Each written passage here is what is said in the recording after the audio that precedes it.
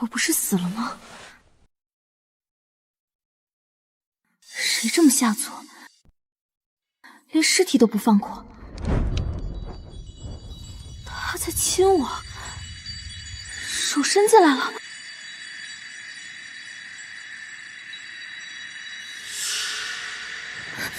放肆！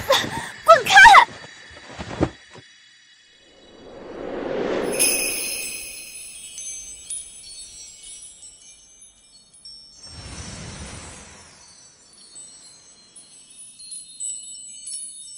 妹夫，他不是也死了吗？为什么我们会抱在一起？奉天承运，皇帝诏曰：百战将军宁国公世子以身殉国，着命次子袭爵。其妻沈桑宁封宁国公夫人，并赐一品诰命，钦此。诰命夫人本该是我的，我费尽心思跟你换嫁，却不料世子裴如眼早死，而你家裴彻这个纨绔，居然能当上诰命夫人。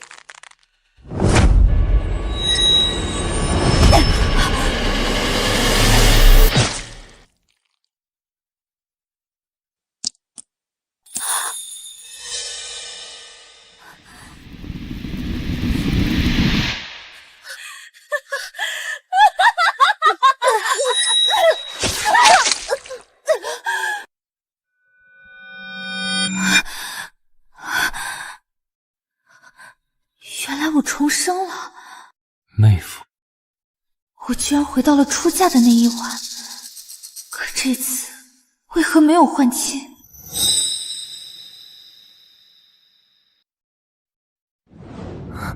是我弄疼了你，还是你不愿嫁我？为什么是我？不该是沈妙仪嫁给你吗？你既不愿嫁，大可一早拒绝，用不着拿别人来恶心我。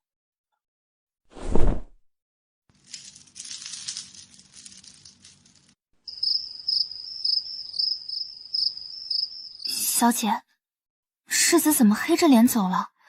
是不是洞房夜闹了不快？子玲，这些日子沈妙仪有什么变化？二小姐先前确实天天哭丧着脸，说裴二公子只是个闲散宗室，没爵位没实权，嫁过去要吃苦头，还跟夫人闹过好几次退婚呢。可半月前不知怎的，突然就想通了。出嫁前几天还特意裁了好几套新衣裳，嘴角就没下来过，开开心心的。看来她也重生了，还比我早半个月。她如今愿意嫁给老二裴彻，无非是笃定她日后会成为权臣。等裴如颜死了，裴彻继承爵位，她还能当诰命夫人。难怪她没像上辈子那样哭求着换亲。可惜她不知道，上辈子裴彻就是一个纨绔，是在我精心调教下才功成名就。小姐，您和姑爷已经圆房了？那是我咬的。对啊，若我能给裴如颜诞下子嗣，即使他日后死了，爵位也只会传给我们的孩子，绝落不到别人手中。小姐，男人在床上最要面子，这又是洞房夜，难怪世子那么生气。小姐去哪儿？去给夫君道歉，顺便跟他圆房。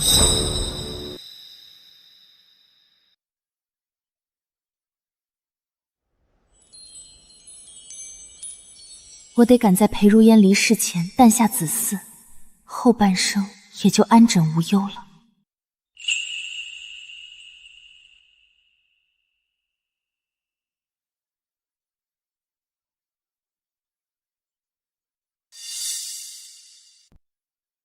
夫君，饮酒伤身。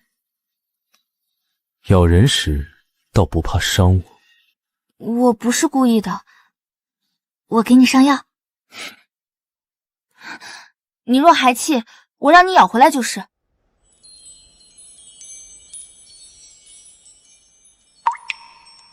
沈桑宁，你到底想干什么？我想跟你生孩子。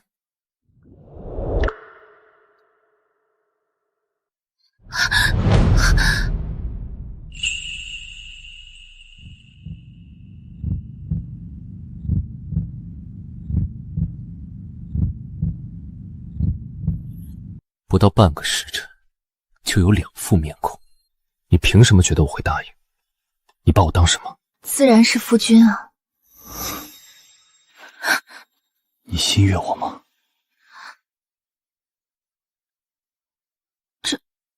这有什么直接关系吗？唯有两情相悦，方能诞育其子。我裴如也是不会随便跟人生孩子的。哪里随便了？我们是夫妻，本就该生孩子啊。夜深了，我还有公务要忙，等你想明白了再来吧。上一世裴如言也是一心公务，直到死时，沈妙仪都没怀上一儿半女。可我又不是她。我陪着夫君，等你忙完了，我们再生。等你忙完了，我们再生。你愿意等就等吧。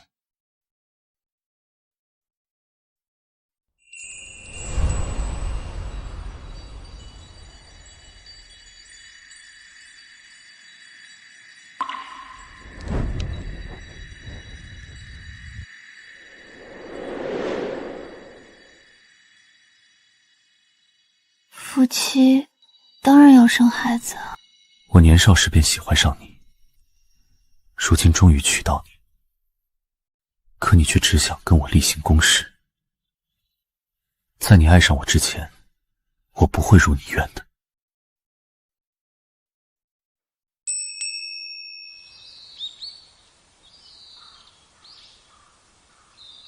小姐，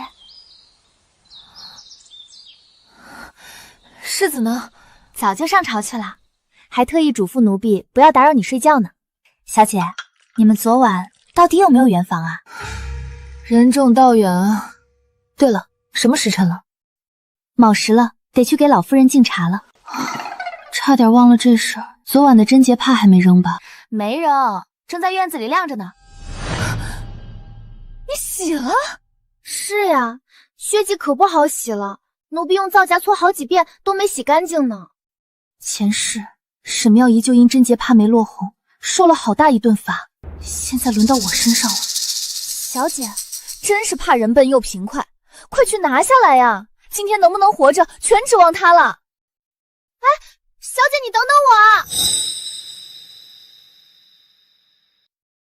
母亲，请喝茶。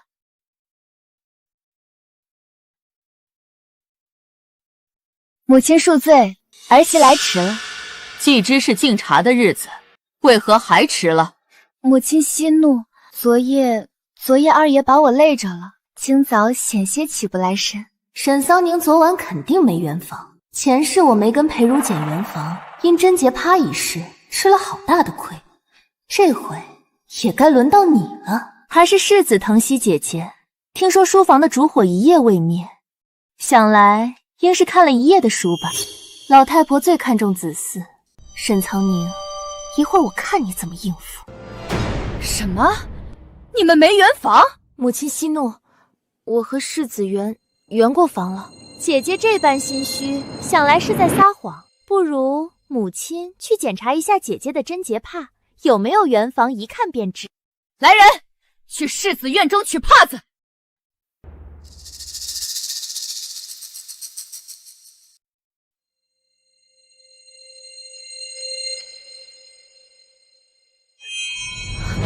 是儿媳的错，这帕子。姐姐，你怎么能这般胡闹？母亲，咱们国公府可是京城有头有脸的人家，这事若传出去，不得被人笑话死。那依你看，该怎么罚？褪去外衣，杖责50，好让姐姐牢牢记住这次教训。妹妹好狠心啊！杖责50，轻则胫骨俱废，重则断腿。可若是妹妹犯了搬弄是非的错，又当如何？书房的灯亮了一夜是事实，我若欺骗母亲，愿双倍受罚。等的就是你这句话。母亲，新婚夜不圆床本就是大忌，如今姐姐又在母亲面前扯谎，不罚狠些怎能服众？沈妙仪，你我姐妹，本不愿与你计较，可你心思歹毒，执迷不悟。你自己看看，这是什么？什么？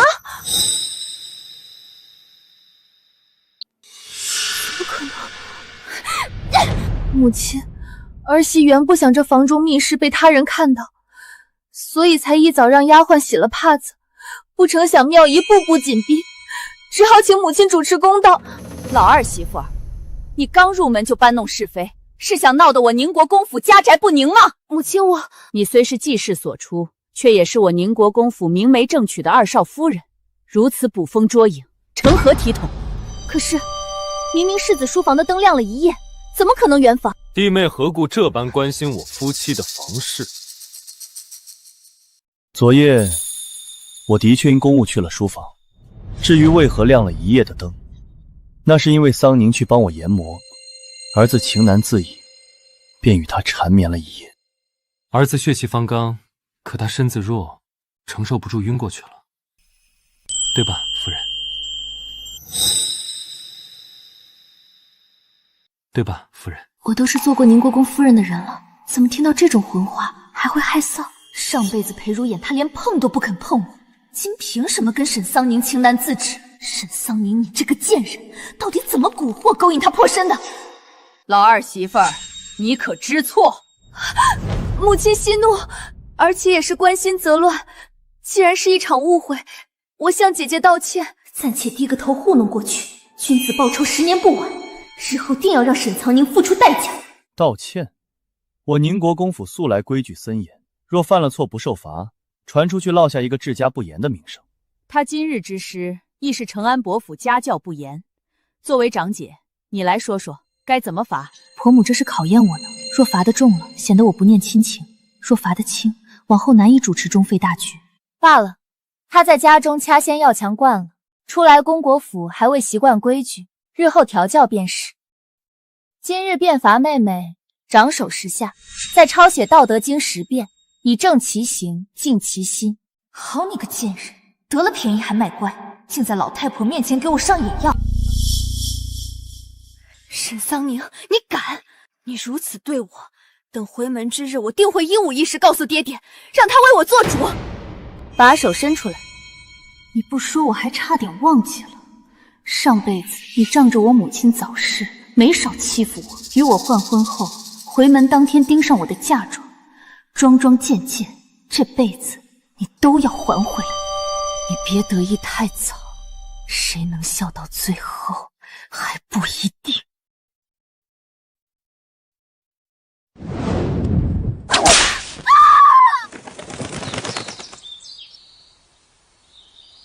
方才多谢夫君出言袒护。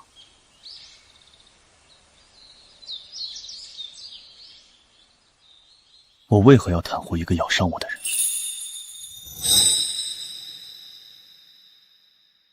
小气鬼，居然还没消气。我只是不想有人把手伸得太长。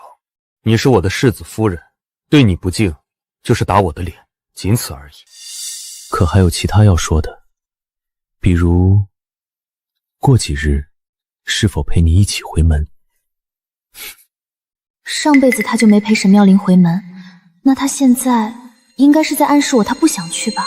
也好，他不去正方便我行事。上辈子沈妙仪回门联合姨娘吞骗我嫁妆，这一次定不能让他们得逞。你忙你的公务便是，我自己回门就行。夫人还真是深明大义。怎么阴晴不定的？刚才不是挺和谐吗？哎呦，疼死我了！还未进门就听到你在狼嚎，叫的还不如醉香楼的女人好听。你死哪儿去了？沈桑宁都有人撑腰，你若能及时赶到，我也不至于被罚。我这不是去读书了吗？别读了，你日后可是战功赫赫的大将军，还是早些弃文从武吧。妇人之见，我虽有点功夫，但想要当将军，可得往兵洋里砸不少钱呢。对了，沈桑宁16岁起就经营着不少铺子，赚得盆满钵满。看来上一世他就是用那些钱给裴彻填的窟窿，才让他一步步爬上去的。这有什么难？我做生意养你。哼，就你不败家就不错了。再说，做生意需要本钱，你有吗？我是没有，但我有法子。回门那时，我一定让他把钱都吐出来。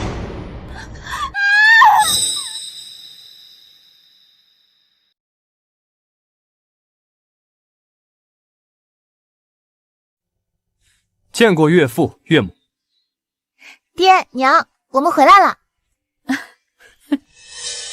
姑爷费心了，这才是女儿女婿回门的礼数。一会儿定要好好奖赏一番。回来就好，回来就好。桑宁呢？怎么没和你们一起？姐姐她啊，自从嫁给世子，便拿起了世子夫人的大派教，一点也不看重姐妹感情。智商是姐姐打的，爹爹，你要为女儿做主。什么？竟有此事？待会儿我要好好问问。这些箱子放在院子就行。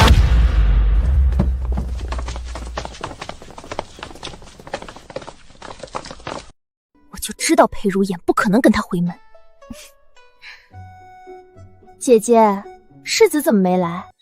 看来姐姐是为搂住世子的心啊，拼命拿金银财宝充门面呢。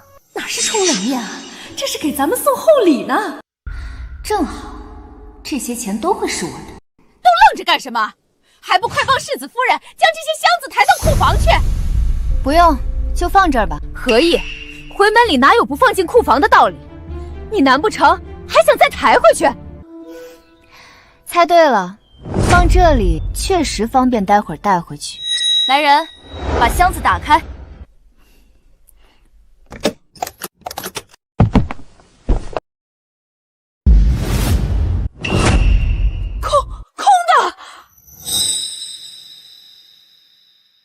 你空手回门，是想故意羞辱你父亲，让伯父沦为笑柄吗？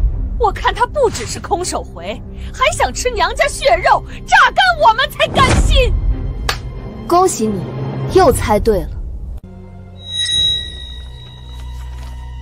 我娘生前给我留了一份嫁妆，清单都在这儿，今日咱们就一笔对个明白。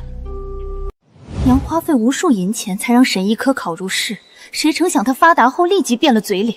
原配怀孕不到4个月，便领着姨娘进门，二人几乎将娘的嫁妆挥霍殆尽。如今我回来了，你们1文钱也别想再占。这是嫁出去的女儿泼出去的水，你这个不孝女，眼里只有钱财。你这个白眼狼，我们养你这么大，你就是这么报答的。沈桑宁，你都是世子夫人了，要什么没有？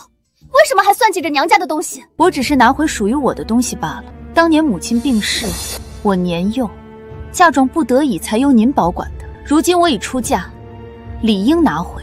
难不成父亲还想私吞？闭嘴！长嫂，这是你们的家事，原本我不该插嘴。那就闭嘴。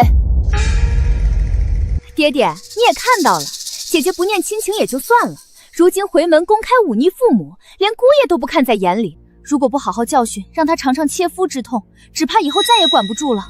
好，好，好，看来妙姨说的都是真的。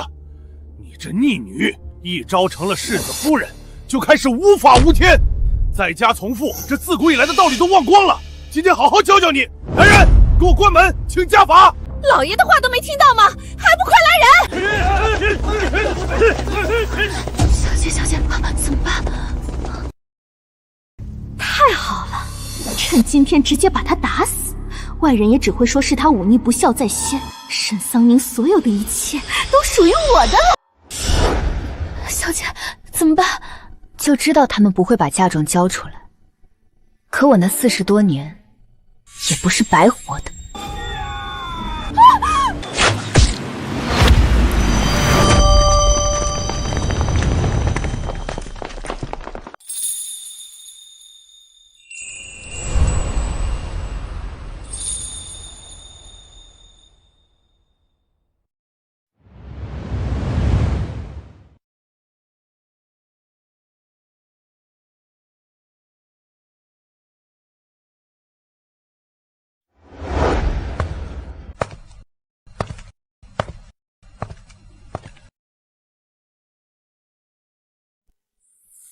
沈府下人手持凶器，围攻世子夫人，统统拿下！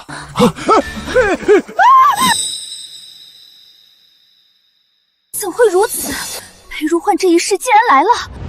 你怎么来了？来给你撑场面。看，拼气势吗？打手哪有侍卫好用？是他先对长辈不敬，我们只是稍加管教罢了。这棍杖在手，是稍加管教吗？再者，我裴如言的夫人，谁给你胆子管教她？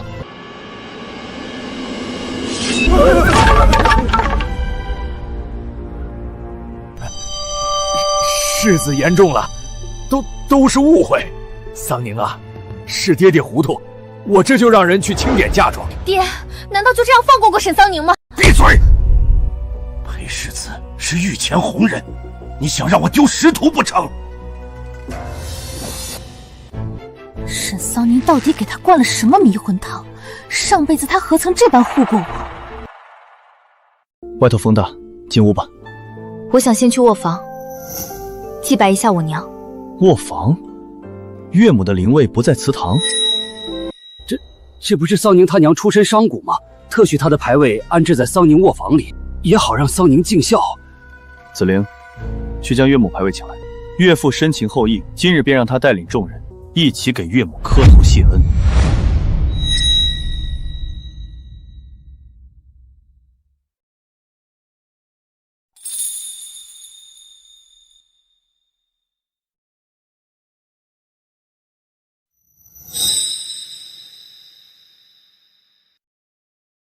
岳父大人，请吧。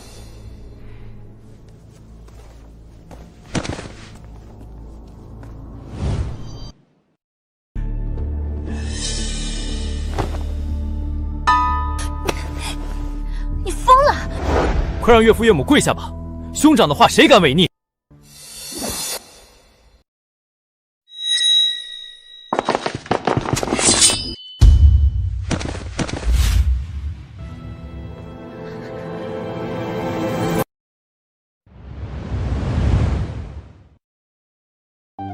娘，这一世，女儿好像嫁了个很好的人，您可以安心了。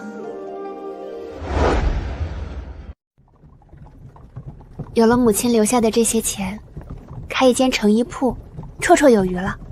为何这么想开铺子？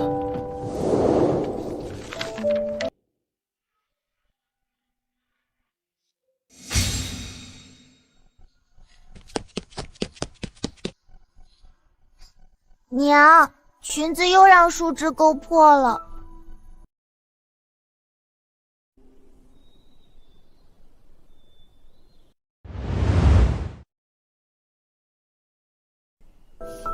不怕，破了娘给你缝。我们宁宁只管淘气，有娘在呢。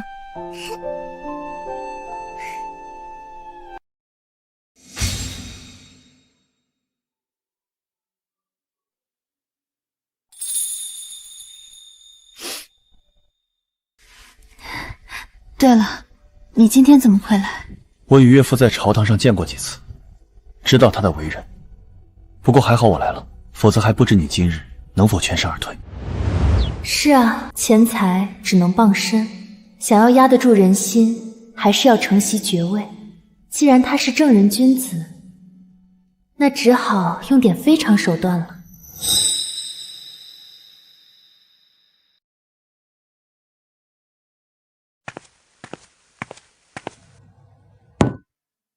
天冷了，我炖了中参汤，给你暖暖身子。我拿来供我就喝。一会儿该凉了，汤里放了秦药，再不喝就要露馅了。好，这还是你第一次为我熬汤，我现在就喝。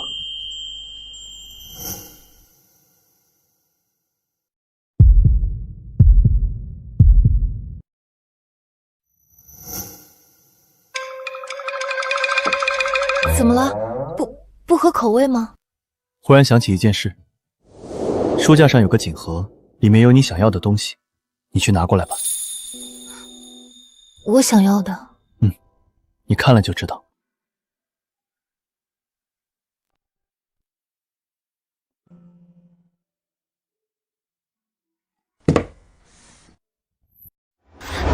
这是东市铺面的契书，你怎么会有这个？这几日见子玲在东市打听行情，我猜你想把铺子开在哪儿，所以干脆给你租了间地段最好。租子不便宜吧？你放心，我赚到第一笔钱后，定会如数还你。我们是夫妻，要算这么清，互相关心是应该的。他处处为我着想，我还这么算计他。唉，这人怎么净做些让人良心难安的举动？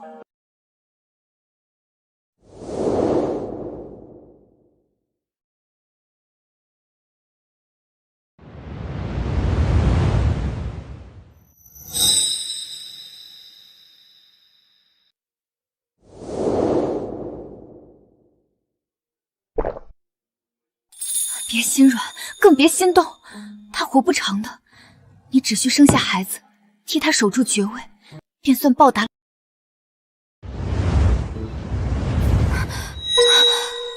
药效这么快就发作了。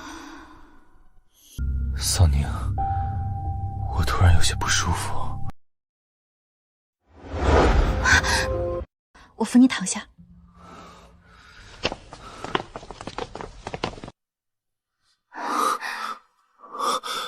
好热，好难受，喘不上气了。别急，我帮你解开。怎么回事？裴如言，裴如言，来人！快来人啊！世子吃莲子了。汤里确实放了莲子粉，难道他对莲子过敏？是，严重是喉头水肿，会窒息而亡的。药喂不进去。完了完了，情药还没发作，先来个过敏，该不会真死在我手里吧？我来。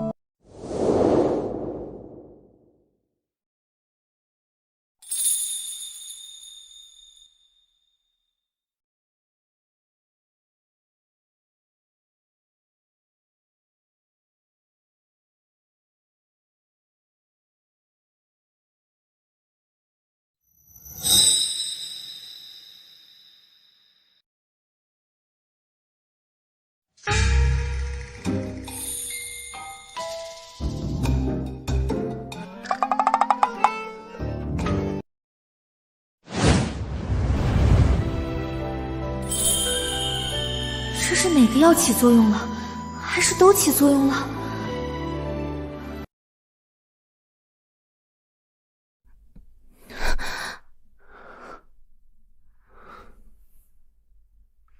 怎么，吓到了？方才不是很大胆吗？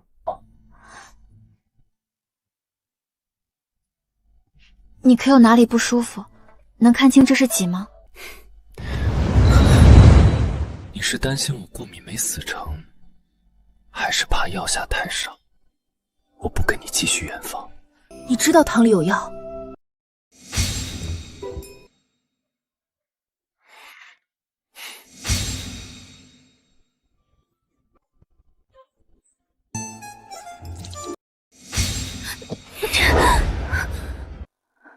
所以你从头到尾都是装的？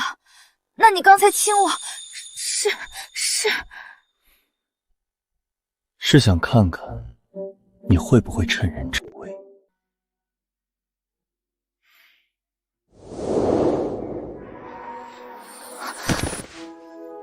也想知道，在你心里，究竟是子嗣重要，还是我更重要？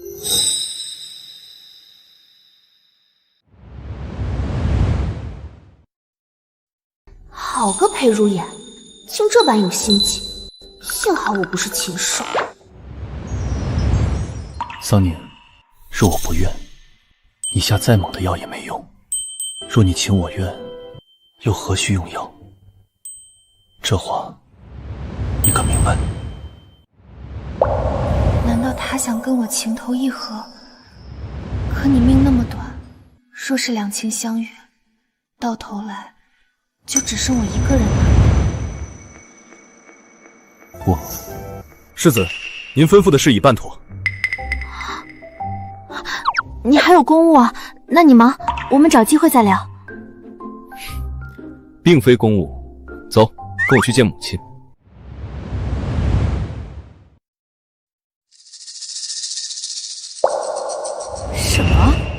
你要接桑宁王母的牌位，入我裴氏祠堂。是，还请母亲成全。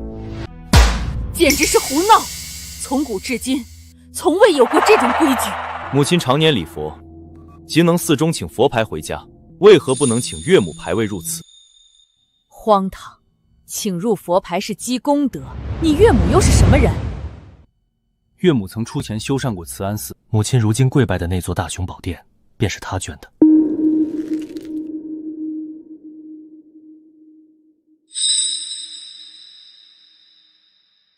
慈安寺，原来那天就是我计划好的。岳母的牌位放在长安伯府，终是冷清。我想先将她迁去城外的慈安寺，待时机合宜再做打算。为何要去那儿？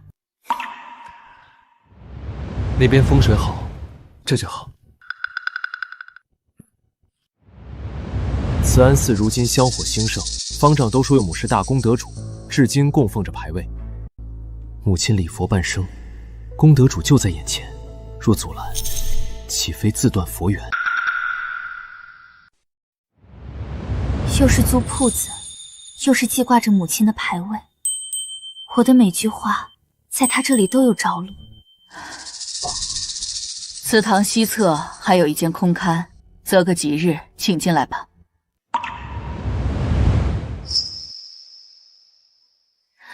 谢母亲成全。行了，起来吧。我既为你们积了一桩功德，你们是否也该替我做件善事？带上来吧。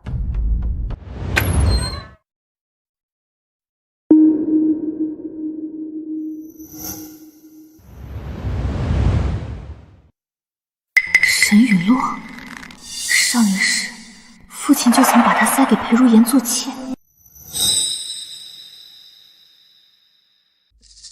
雨落见过世子，见过姐姐。咱们府上子嗣一直单薄，正巧承安伯府将雨落送了来，姐妹同室一夫，也算佳话。母亲，儿子成婚不足1月，此时纳妾，与理不合。正因你公务缠身，才不能将子嗣重任压在桑宁一人身上。母亲也是为整个家族着想，毕竟开枝散叶是后宅当务之急。雨落妹妹最是温驯本分，姐姐这样大度的人，不会容不下她吧？可不只是本分，还学了很多伺候人的花招。沈桑宁，等沈雨落勾的裴如眼厌弃你，我看你还怎么得意。到时候你无法在侯府立足，诰命自然就是我的。夫君日夜忙于公务，只怕会冷落了雨落，不如让二弟纳了吧。姐姐说哪里话？长幼有序，兄长还未纳妾，做弟弟的怎能先占这个名分？传出去，岂不是让人笑裴家没有规矩？母亲，儿媳不是那等善妒之人，若是能为裴家添丁尖口，儿媳高兴还来不及。若非怕二爷被传闲话，儿媳断不会像姐姐这般推辞的。上一世你把沈雨落打得半死，这一世倒引起大怒来了。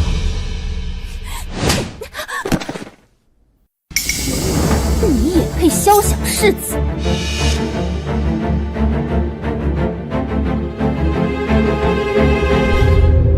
就算给我10万个胆，雨落也不敢跟二姐姐争宠啊！你是在嘲笑我生不出孩子吗？好个小贱种，看我不打死你！看我不打死你！妙姨所言句句在理，顾及规矩是应当的。母亲方才成全了你一桩心愿，你总不忍叫我失望吧？母亲思虑周全，儿媳于世子自当听从母亲安排。你知不知道你在说什么？我为你做这么多，你为何还把我往外推？缓兵之计而已，你先应下，我自有。还需我应？夫人不是已经替我做主了？儿子这几日要去慈安寺请回岳母牌位，纳妾一事全交给母亲了。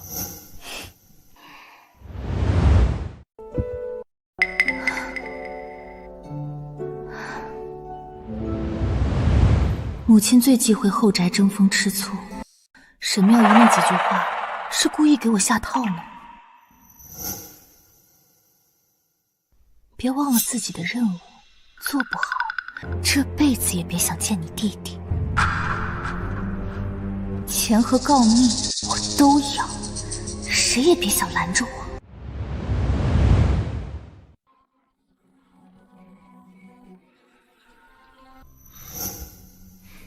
他到底什么意思？为何总是跟我对着干？他的心是石头做的吗？世子夫人想跟您生米煮成熟饭，是您自己不乐意啊。那能一样吗？我有我的理由。那世子夫人兴许也有自己的考量呢。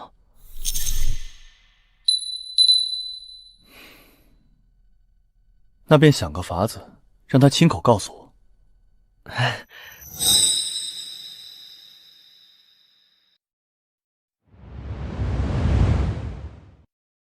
这裙子穿你身上，倒比我预想的好看。谢姐姐厚爱，只是总让姐姐破费，心中实在不安。不如姐姐让我去铺子里帮忙吧。原来沈妙仪送她来，不只为后宅，从人到钱再到生意，他们是一处一处都算好了。自家姐妹，何须见外？我的就是你的，只是我这铺子还没落定，手头也紧呢。你现在的任务是让世子看上你，生意的事儿不急。可是世子风雅，尤其欣赏善歌舞的女子。我今儿带你来花园，便是为这个。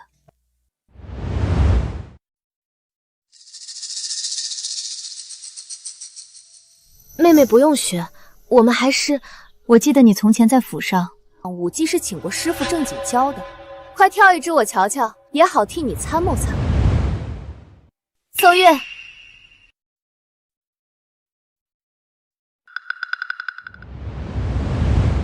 算计我，沈妙仪，我今天就让你知道什么是偷鸡不成蚀把米。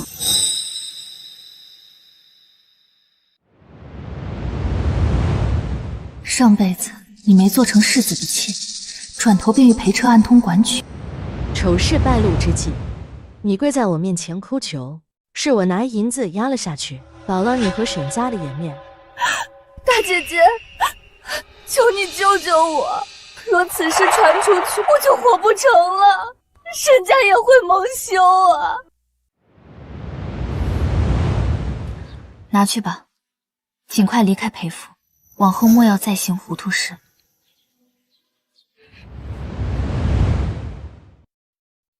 可如今我已不是裴畅的妻子，不必替你遮掩，更不必忍，甚至期待能闹得再大些。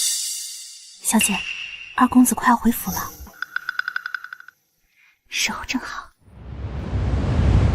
妹妹先练着，我有事要去处理下。曲子莫停，声音再大些。裴彻惯爱听曲，又岂会错过？二小姐每天都在这儿守着二公子回府，说是伉俪情深，实则是怕二公子多瞧哪个丫头一眼。给他人夫君大方塞妾，自己院里却看得见，这般恶心人，就别怪我替天行道了。都怪雨落耽误了时辰，那柳烟巷的铺面恐怕要被抢空了，我们脚步得快点。柳烟巷是城西最繁华的街道，他想把铺面开在那里。有我在，你想都别想。可裴彻就要回来了，万一那个小蹄子趁我不在勾引他……罢了，现在抢走沈桑宁的生意更重要，一下午时间也出不了幺蛾子。夫人有事出去了，二少爷是否要等夫人回来一起用膳？不用等她，你去准备吧。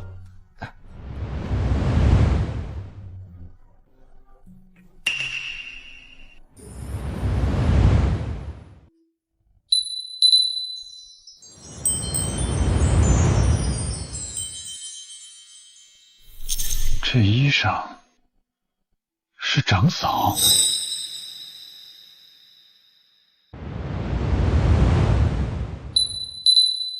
没想到他平日端方，私下里竟有如此风情万种的一面。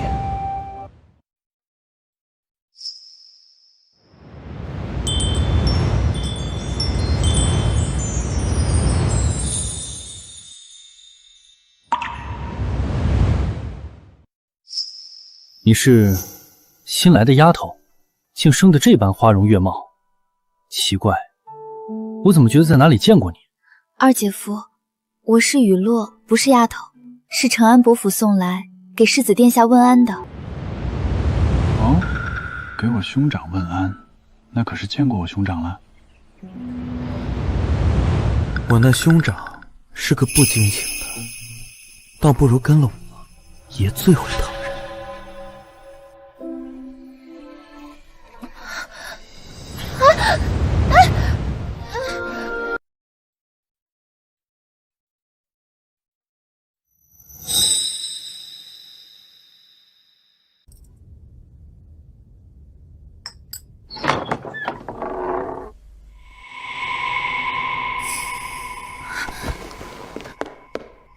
二姐姐，你怎么来了？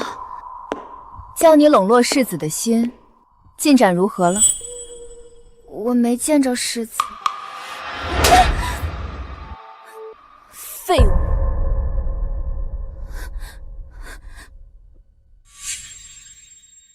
倒是我近日因为铺子定金的事着了虎怯，妹妹别见怪。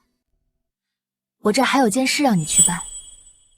这只金钗里藏了致幻散，只要戴上，不出半个时辰，便会状似疯癫，当众解衣。不，二姐姐，若是大姐姐发现了，定会……别忘了你弟弟的命还捏着我手中。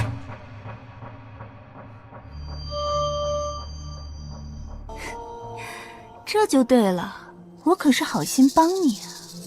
你想，等除掉了沈桑宁，届时你又得了世子的宠，我们姐们二人同在国姑府享福，岂不美哉？哼，狐妹子，等除了沈桑宁，我岂会容你在府中？你也是死路一条。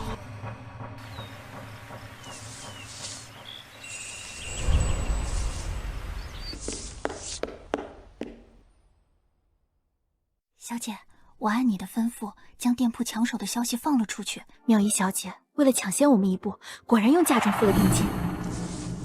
沈雨落那边呢？他和二少爷趁妙仪小姐无暇顾及内宅，这些日子偷着睡一起去了。果然没让我失望。走吧，是时候收网了。长姐要出门吗？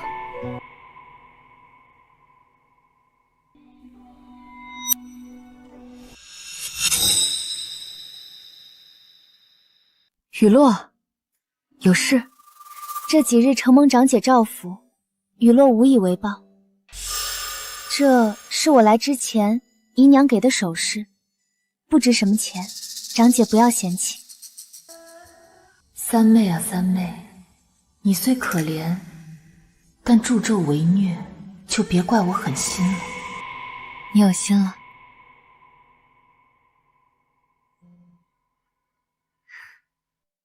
好看吗？好看，那雨落先去练舞了。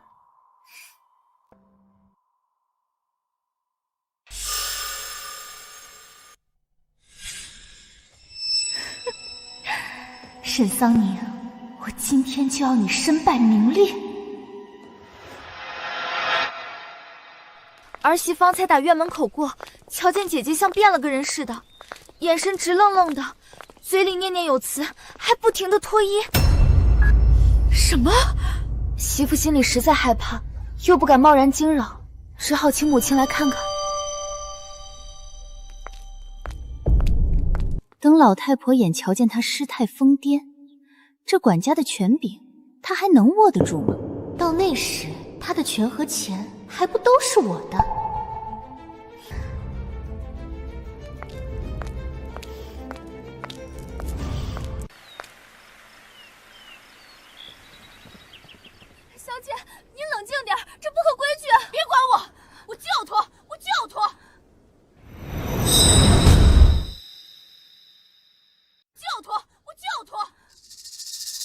什么？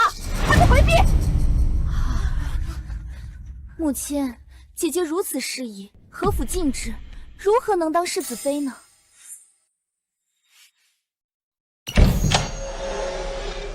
母亲怎么过来了？还有二弟妹，今日倒是惊险。怎么是你？赶紧找个腿脚快、嘴严实的小厮，把这只钗子送回去。他现在趁沈妙仪没时间管他，定会去找裴绰。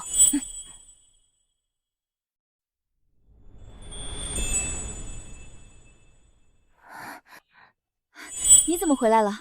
不是说要晚些才归吗？此案事办得顺利，提早回来了。怎么，你不希望见到我？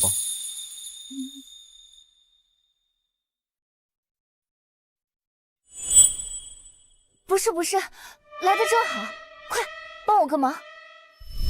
我出现在自己院落里，很奇怪吗？二弟妹这话，倒是让人费解。我不是这个意思。方才我明明听见姐姐说要脱衣，担心姐姐出事，才急忙来看看。你们在里头折腾什么？大白天的，竟传出这种不害臊的话！还能折腾什么？桑宁一心想开花样成衣铺，非拉着我试穿他新设计的成衣，说要看看男子穿的样式合不合手。也不能前世啊！母亲，二弟妹，你们怎么来了？你方才与我说，桑宁疯疯癫癫，当众解衣。母亲息怒，我也是听旁人说的，并非有意造谣，只是担心姐姐才……哦，听谁说的？敢传出这样的妄言，必要好好处置。是沈雨落。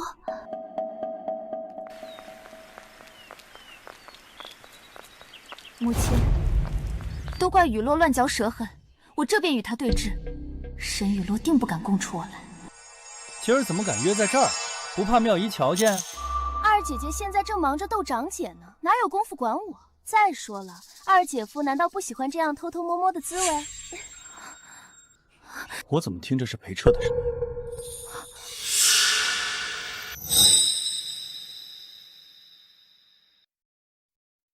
二姐夫，你就不怕被人撞见？方才路过的园丁，脚步声离得可近了。怕什么？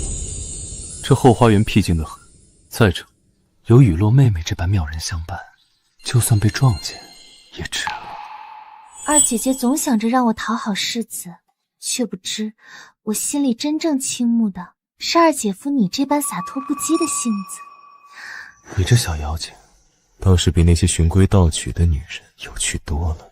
那二姐姐往后可要多疼痛我。敢背着我在这苟活！二姐姐，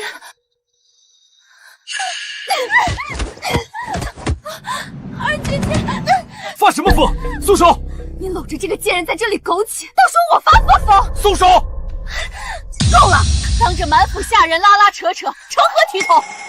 妹妹，前几日你还亲口劝我大度，怎么到你这儿就容不下雨落妹妹了？这就是雨落妹妹送我那只金钗，就这么被扔在地上，着实可惜了。钗子怎么又回来了？母亲，你听我解释。闭嘴！光天化日，衣衫不整，国公府怎么出了你这么个不知廉耻的东西？赏鱼宴3日后便至，届时满城贵眷登门，你让我这张老脸往哪儿搁？母亲，事已至此，不如让妙仪妹妹给她备份嫁妆，让二弟纳了便是。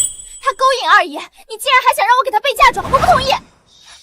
再说了，这小贱，他可是只给世子的，若入了二房，传出去兄弟争女人，岂不被人耻笑？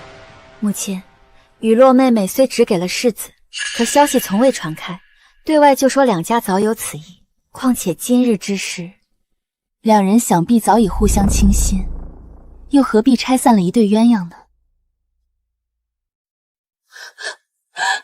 老夫人，救我！住口！事关我国公府声誉，岂容你捏酸吃醋？你倒是个能成事的，就这么办。夫人，嫁妆你先拿自己的垫上，回头我补给你。我哪有钱给他？我的嫁妆已拿去垫付柳烟巷那间铺子的租金了。柳烟巷那条街冷清偏僻，你竟想在那儿做生意，蠢货！是你，你故意将我调走，给他们见面的机会，还设局让我去争那间破铺子。你终于聪明了一回，可惜太晚了。妹妹这话我倒听不明白了，难道是我逼着他们在一起的？况且世子已经在城东给我租好铺子了，我为何还要多此一举？真是好手段啊，沈桑宁，我竟小瞧你了。行了，沈雨落日后就安置在裴彻院里，都散了吧。现在钱没了，铺子也开不成，还得给你们这对狗男女张罗婚事，你们对得起我吗？自己没脑子，还怨得着别人？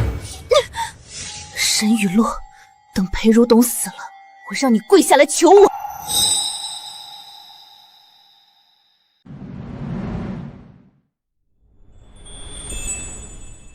给岳母上炷香吧。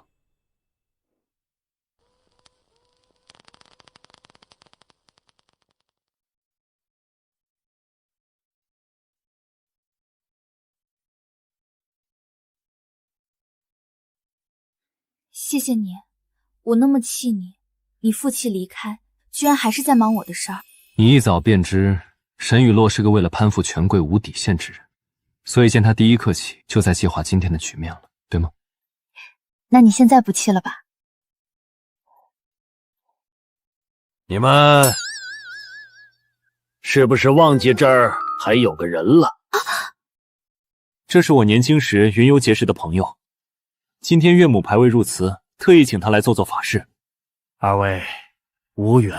什么？这位夫人的面相上写着，你永远不会爱上世子。你还会看面相？此话何解？唉，贫道道行浅，只瞧得出世子越是靠近，夫人越往后退，退到无处可退时，恐有生死大劫。他算得这么准，竟能看出裴如环活不长。让你探话，谁让你拿死吓他了？倒也不是无解，只是劝二位趁情未至深处早散早保命。我们竟是这般结局。既如此，我明日便写一封和离书，不拖累你。别啊！谁说我不会爱上你？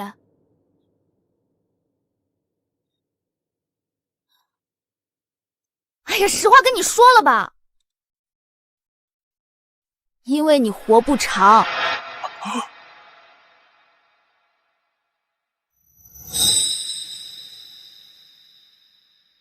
我的意思是，我曾做过一个很真很真的梦，梦里你年纪轻轻就死了。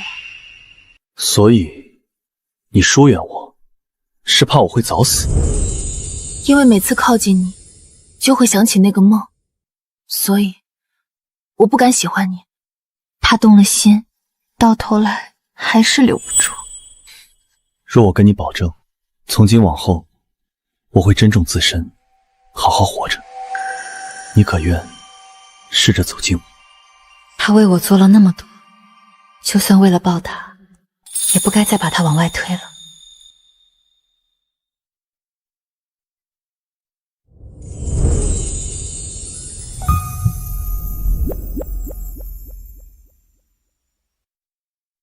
对了，3日后的赏鱼宴，各府贵女都要来，是我宣传成衣铺的好机会，你能不能再帮个我忙？怎么这个时候还想着生意？好，既然夫人开口了，为夫自然不会推辞。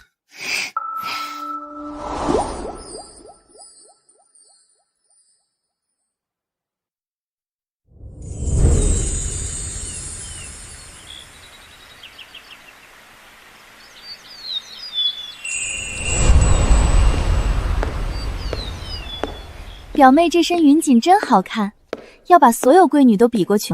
这是太后娘娘赏的，非说这颜色衬我，但我嫌她太老气了。表妹年轻，什么颜色压不住？不像有些人一天换一身，挥霍无度不说，嫁给世子也不安分，到处抛头露面做买卖，有辱世子之名。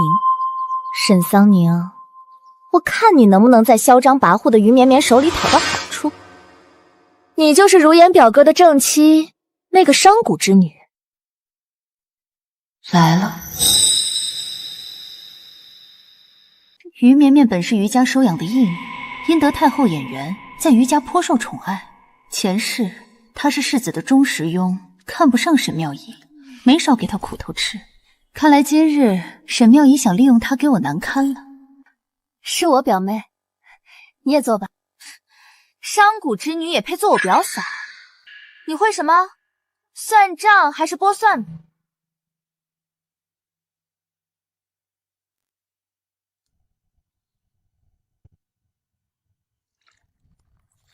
茶七分满，刚好是个。喂，我在跟你说话，你聋啦？表妹方才不是问话，而是直接下断论。既是论乱，便无需回答。你小孩子脾性，我还治不了你。绵绵，不得无礼。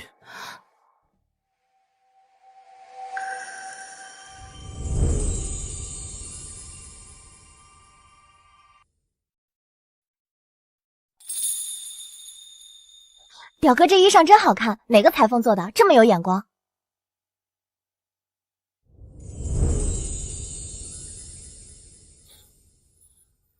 你嫂嫂亲自裁剪的。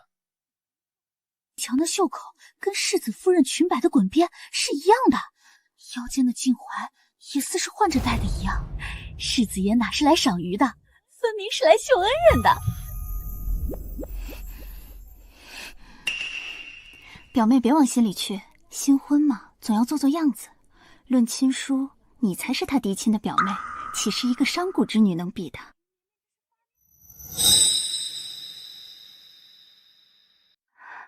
这两身衣裳，针脚细密，纹样也别致，都是你亲自做的。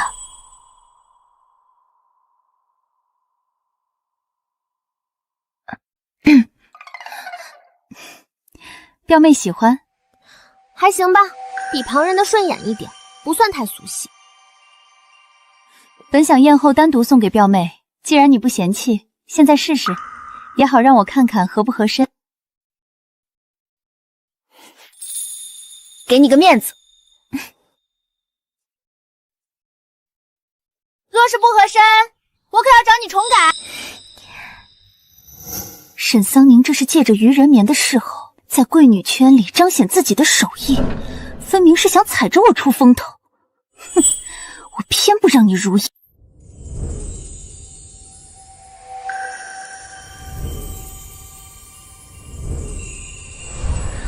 太好看了！尺寸可还舒服？若觉得哪里松了或紧了，尽管告诉我。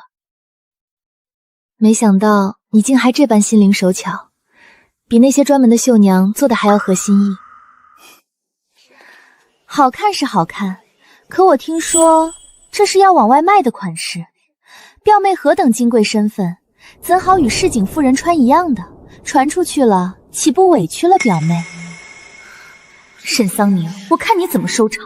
得罪了于绵绵，又坏了成衣铺的名声。姐姐莫怪，我只是替表妹委屈，毕竟表妹可深受太后娘娘喜爱呢。所穿所用，哪样不是最好的？是啊，表妹得太后宠爱，满京贵女，谁不以她为表率？二弟妹忘了，去年宫宴，你不也曾经因为表妹裳好看，非要裁件一模一样的吗？还有这事儿？想借刀杀人，这回我让你搬起石头打自己。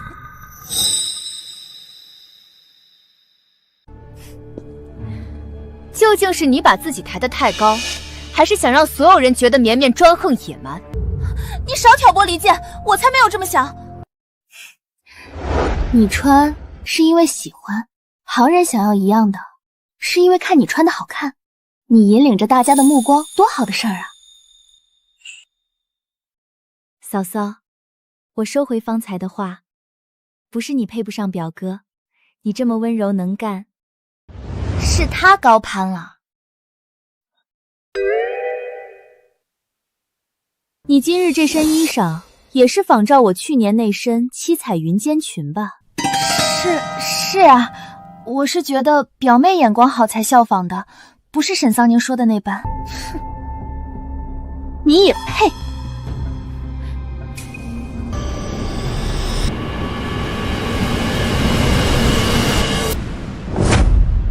以后我穿过的你都不许穿，否则我见一次减一次。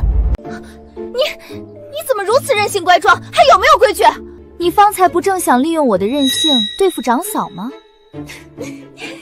我是任性，可不傻。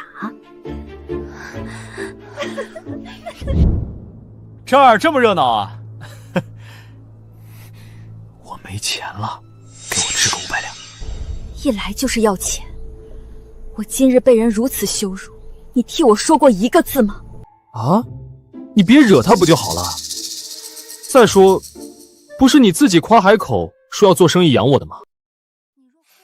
你若护我一回，我给你1000两。当真？要我怎么做？我要你把沈桑宁推进湖里。我一个大男人做这种阴私算计的，传出去岂不让人笑掉大牙？再说了，若是兄长知道了，铁定饶不了我。就因为你太没用，才会一直不受重视，连母亲都懒得看你一眼。钱你还想不想要了？不想一辈子窝囊下去，就按我说的做。长嫂，方才就瞧着兄长这身暗纹成衣精致的锦，不知能不能给弟弟也做一件？二弟若喜欢，我改日让子玲挑料子送到你院中。择日不如撞日，不如现在就……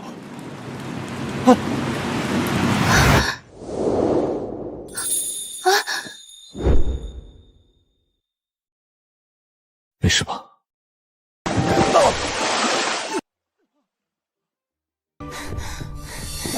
这点小事都做不好，到底还能干什么？果然是他指使的。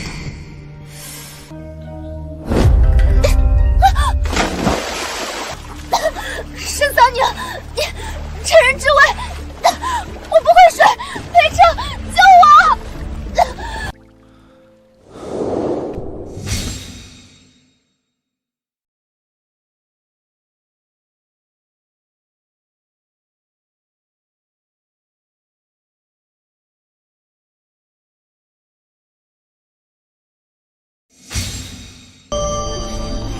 我为什么会有这么奇怪的记忆？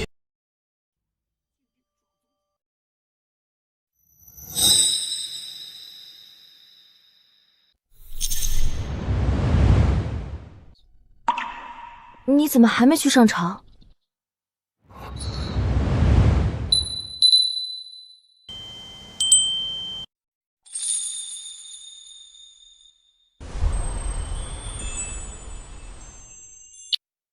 早安文，从今日起，每日上筹钱，我都要。谁答应你了？你忘了？你亲口说要试着走近我，所以这第一步就从这里开始。还是说你想反悔？没反悔。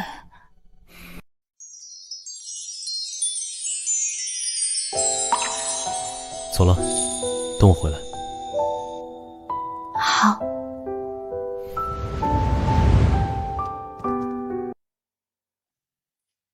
既然已这般亲密了，那圆房的日子应该也快了吧？你若能长久活着，该多好！我在说什么？不会已经喜欢？长嫂，你在吗？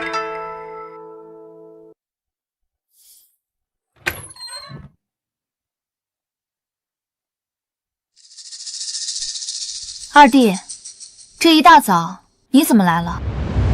昨日赏鱼宴，险些害长嫂落水，是我不对，所以今日特来赔罪。还望长嫂收下，全当给我一个改过的机会。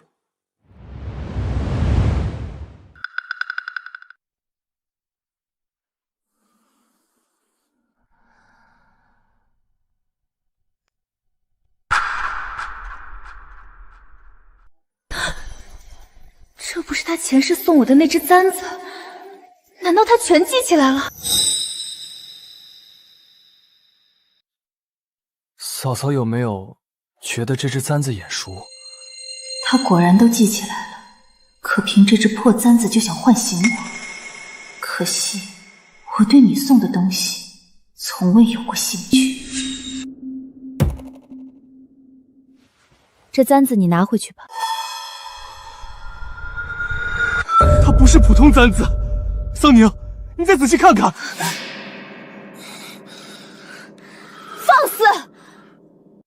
我是你长嫂，你怎敢直呼我名讳？什么长嫂？你是我妻子，是我陪彻的人。你忘了吗？上一世，你为我操持家业，为我疏通关系，助我一步步成为大将军。我警告你，你若再不走，我定会让你在京城永远抬不起头。你现在对我这般绝情，是因为不记得我们之前有多喜。桑宁，这辈子我娶错了人，过得很不好，回到我身边吧，好吗？有你在，我一定可以再成功的。我听不懂你在说什么，放手。桑宁，你会懂的。等你全部想起来，一定会记得有多爱我。我爱的是裴如烟，只有他一个夫君。你若再不放手，我便要……我不信，你只能爱我，哪怕你现在恨我入骨，我也要让你想起来。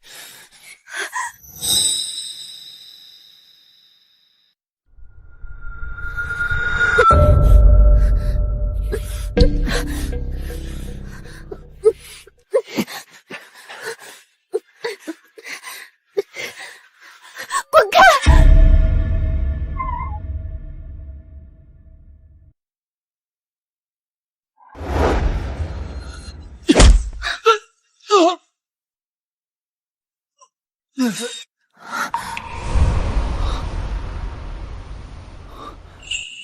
怎么样？他有没有伤到你？我没事，你怎么回来了？一会儿说。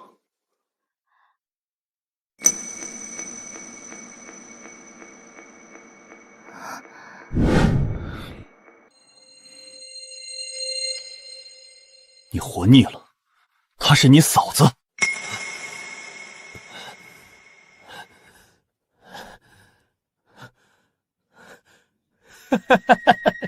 兄长来的正好，有些事你最该知道，也最该放手。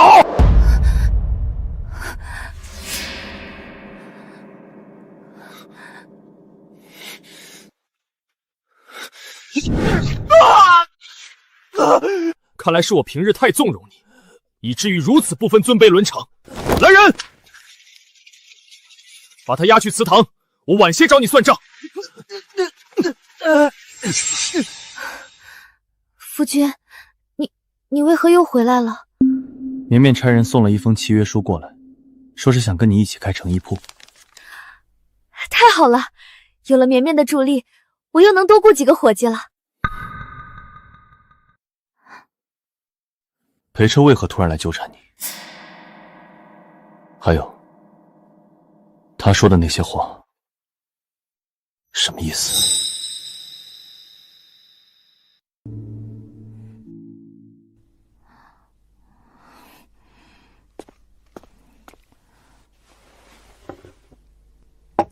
谁知道他发什么疯？许是昨儿落水撞到头了吧？胡言乱语的。是吗？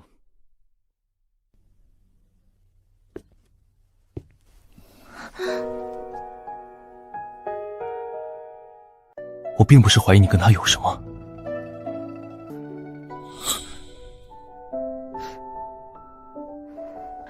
我知道，但有些事还没到能说的时候。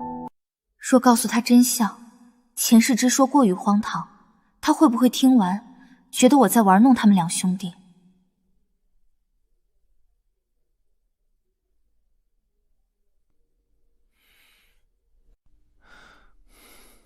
好，你若不想说，我不逼你。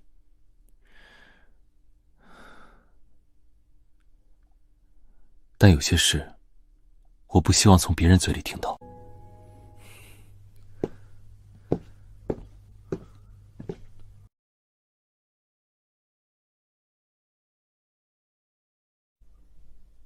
裴彻如今得不到沈妙仪的助力，定不会善罢甘休。我不能太被动了，还是要想个办法，让他对我彻底死心。什么？沈桑宁和裴彻勾搭上了？哼，你莫不是想骗我去找沈桑宁对峙，你好坐山观虎斗吧？不瞒二姐姐，赏鱼宴过后，二爷便不常来我院子了。我也是今儿才从下人们嘴里听说的此事，若不经过确认，断不敢来跟二姐姐说的。我要去找婆母，状告沈桑宁那个小贱人勾引他人丈夫。二姐姐，之前中了沈桑宁那么多计，这次我不能急。打蛇打7寸，想要一击致命，就得等待时机。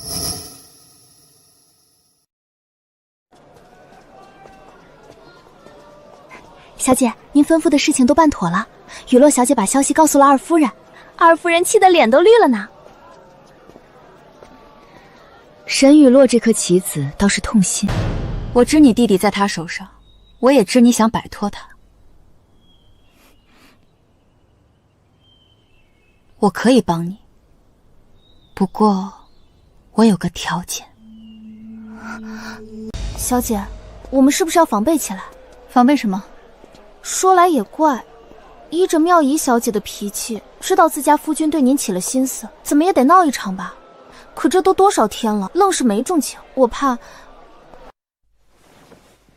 他们憋出个大招来。对啊，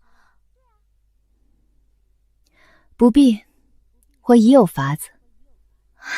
小姐已经有主意了，难道我们今日来此也是计划中的一环？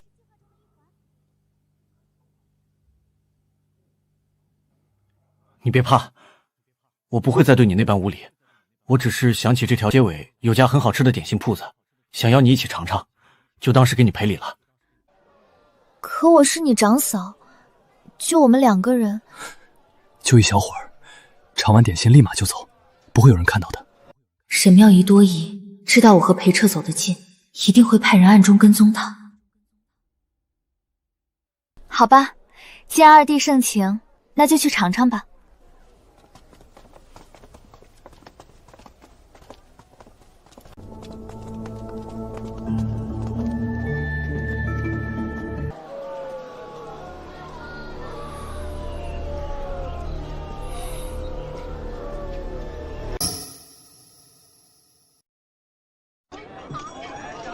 这是裴彻最爱吃的点心铺子，前世为哄他认真习武，我几乎天天来买。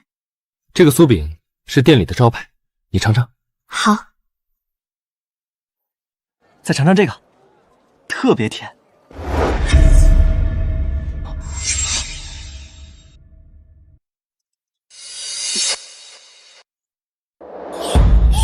兄长，这糕点太甜了，你长嫂最讨厌腻味的东西。之前总见你喝桂花茶，那这个桂花味的糕点你应该喜欢。你怎么会在这儿？他这是生气了？尝尝。香味淡淡的，刚刚好。确实不错。你今天怎么回事？他这是糗了。兄长别得意的太早，你们现在的关系不过是一时的。等他想起我们经历的一切，就会知道他爱的人自始至终只有我。经历的一切，到时候该退出的人就是兄长了。就凭你，收起你燕撒的心思，有我在，你休想越雷池半步。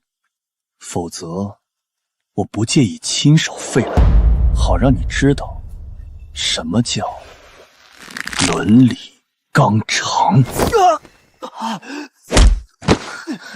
裴如眼对他做了什么？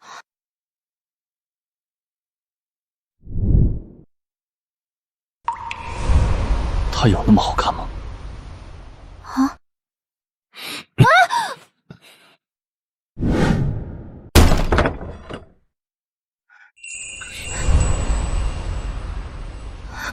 世子，不去书房处理公务了。少给我转移注意力，桑宁，这次你真的惹到我了。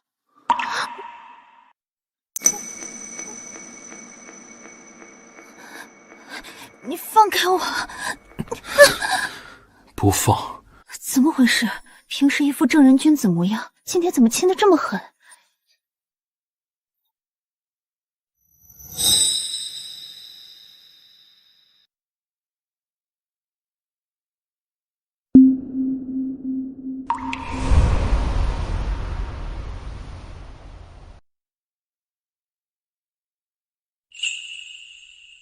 你如何解释？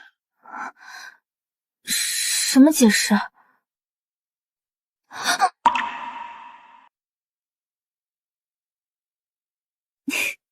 我知道了，你气我看裴彻是吧？我只是好奇他为何突然倒下罢了，他可没你半分好看。不是这个，他说的那些话是何意？你们经历了什么？你不是答应过不逼我吗？从我跟你成婚的第一天起，我就在等你心甘情愿走向我，所以任何事我都不会逼你。但现在，我为何会如此生气？仿佛他曾经不属于我般。我知道你心里有很多疑惑，疑惑我为何今日主动走近他。但我向你保证，我对他没有任何心思。我只是什么？裴彻所行卑劣龌龊，我知你心中气愤难当，但你是他兄长，若因我的事让你们兄弟同室操戈，婆婆该多难过。你放心吧，我自有解决的法子，只是计划还在进行中，暂且保密。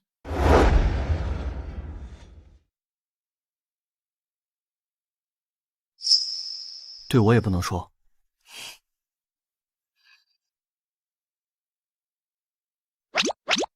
吃醋啦？古人云烈女怕缠郎，我是担心什么乱七八糟的。哦，难怪你刚才亲我亲得那么用力，难道也想当缠郎？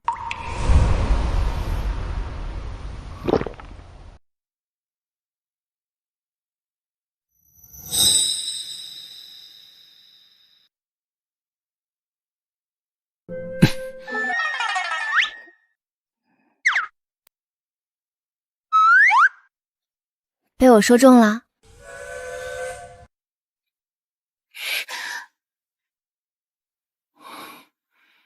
没有。有。说了没有？那你看着我说话。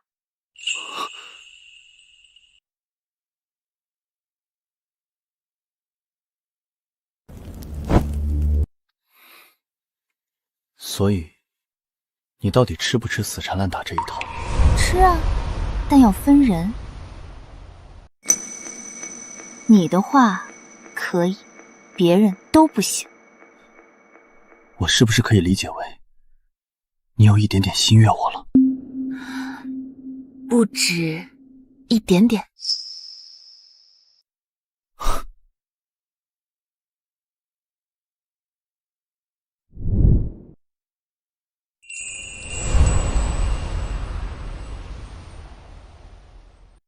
桑尼，我守了多年的原则，在你面前已经溃不成军，恐怕不能再跟你循序渐进了。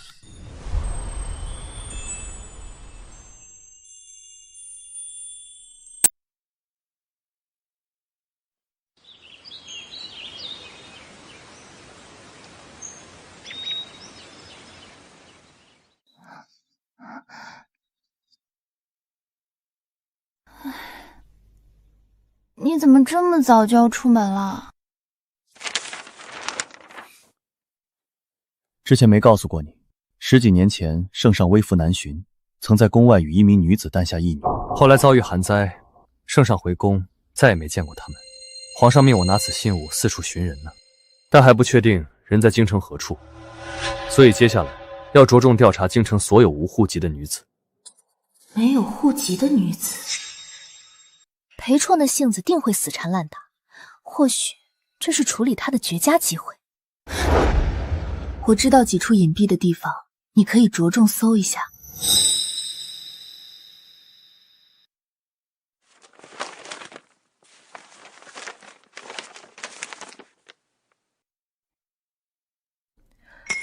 你这玉坠甚是精致，以前怎的没见你戴过？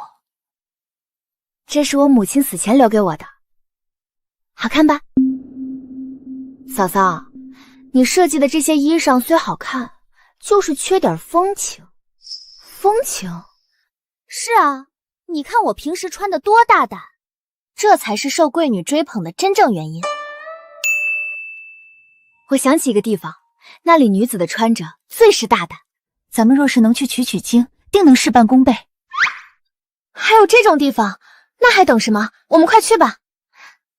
大小姐，您要的糕点买来了，给二公子送去吧。给他？他前些日子怎么对你的？你忘了？况且我今儿来的时候正好跟他走了个对头。他出门了，去了也是白去。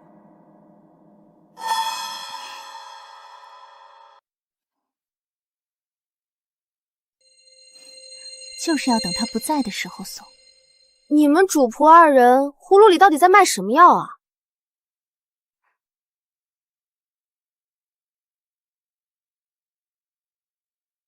这盒点心明面上虽是送给裴彻的，但实际上是要给沈妙仪看的。虽然不知道嫂嫂有什么计划，但一定是场好戏。好啦，我们快走吧，我还想去那个厉害地方看看呢。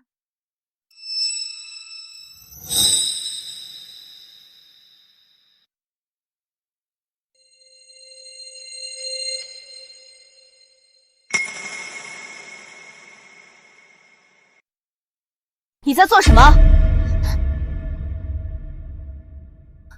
夫人，手里拿的什么？没什么，奴婢走错院子了。你是世子夫人身边的大丫鬟，会走错到我这儿来，唬谁呢？拿来！二夫人，您不能打开，这是世子夫人送给二公子的。拿来！桃子酥饼。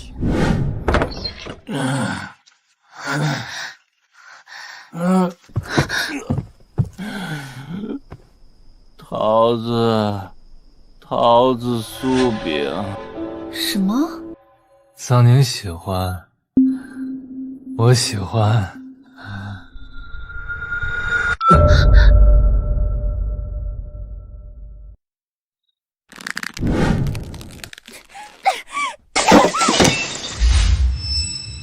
不要脸的奸夫淫妇，偷情都偷到我眼皮子底下来了，当我死了？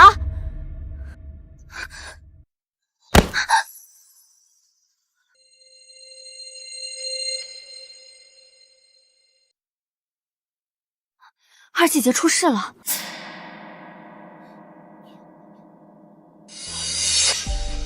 你看清楚了？当然，她乔装打扮，鬼鬼祟祟往南城去，不是惠二爷还能是谁？二姐姐，眼下就是扳倒大姐最好的时机啊！二爷今早出门，说去南城温书。好你们奸夫淫妇，可让我抓着了！走，去找老夫人，这一回定要让那个贱人身败名裂！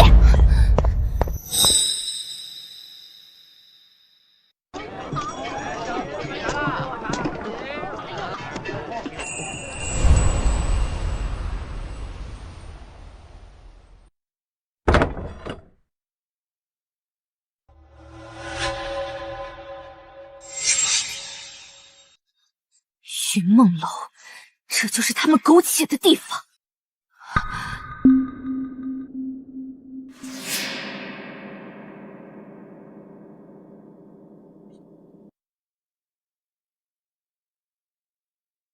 母亲，是二爷。怎会如此？桑宁断不能是这种人。母亲还等什么？叔嫂同见，竟如此欺我，你得给我做主啊！走，进去看看情况。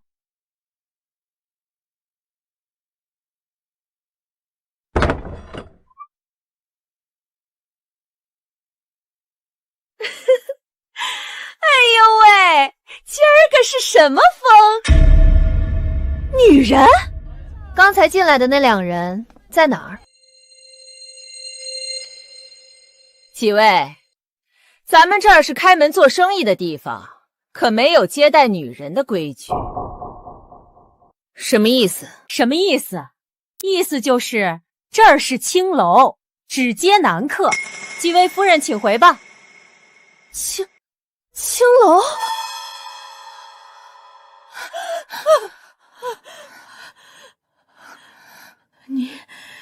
你带我来捉奸，就是这？母亲，正因为是青楼，才更可疑。谁会想到一个女人来这种地方？说不定是他们掩人耳目的招数。二姐姐说的对，沈桑宁肯定在里面。给我搜！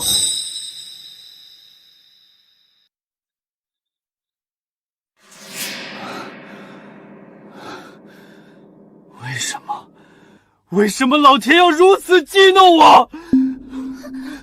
桑宁，不要离开我！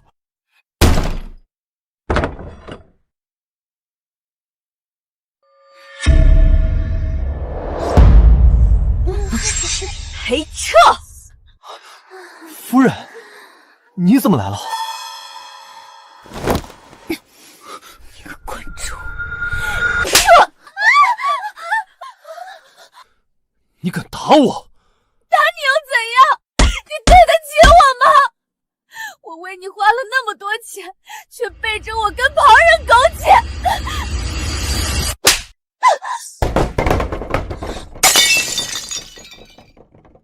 发什么疯？老子做什么轮得到你一个内宅夫人管？那我这个内宅妇人可管得了你？母亲，你怎么也来了？彻儿，你究竟要做什么？母亲息怒，我就是读书太辛苦，妙仪又处处相逼，我实在难以招架，这才……当初沈桑宁逼你练武的时候，你怎么就那么听话？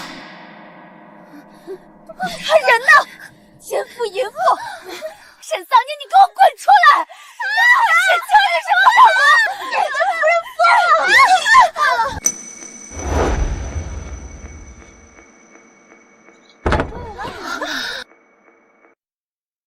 母亲，你们怎么会在这里？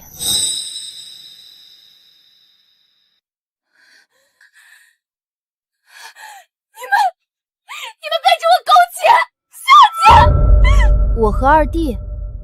妹妹莫不是误会什么了？二表哥可是来找乐子的，跟我们不是一路，何来狗血一说？你们来这儿做什么？回母亲，我和绵绵是来为成衣铺找灵感的。你少糊弄人！你的成衣铺是开给良家百姓的，会来这种地方找灵感？我们看的是这些姑娘的衣着款式、面料裁剪。你看她们这身段，这衣襟的弧度，哪一样不是巧思？对啊，我嫂嫂是要让良家女子也能穿出风情，又不是让他们来这儿工作。你可别血口喷人啊！你们，这就是你说的桑宁勾引裴彻？什么？妙仪妹妹，我自问待你不薄，你为何这般编排我？原来是误会啊！可二姐姐喊打喊杀的，笃定大姐姐跟二爷私通似的。贱人，你敢背叛我！明明是你和我说的。妾身没有。够了，还嫌不够丢脸吗？要不你来解释一下。若说我是重生的，没人会信；但若说我想要桑宁，那更是找死。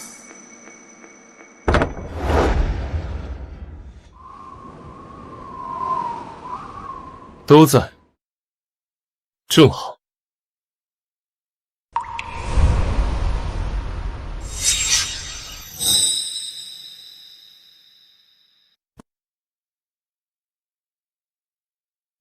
衍，你怎么来了？母亲，儿子办差事时查封了一处宅子，这5位都是在宅子里找到的，没有户籍。审问之下，说是二弟养的外室，特来确认。还有，二爷，你说好给我们上户籍的，不能说话不算话呀！二爷，我肚子里可怀着您的骨肉啊！您说过豫让的少爷，你们要让我进府的。你究竟用我的银子养着多少女人？好你个裴彻，逛青楼还不够，还在外头养外室，一养就是5个。母亲，此事虽不会定罪，但传出去对国公府名声不好。5位女子送荆州府，二弟如何处置？您定夺。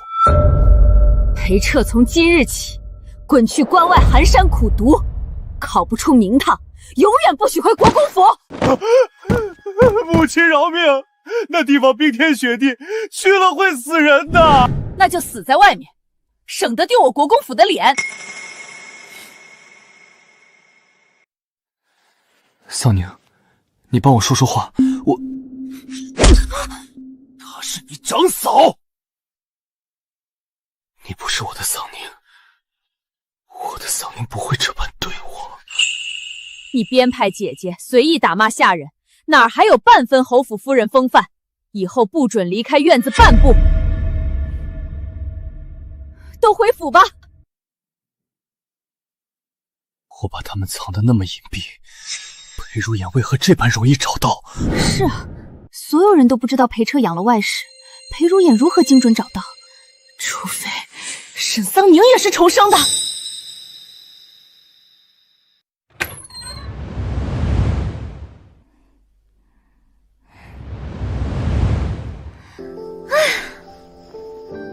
爽！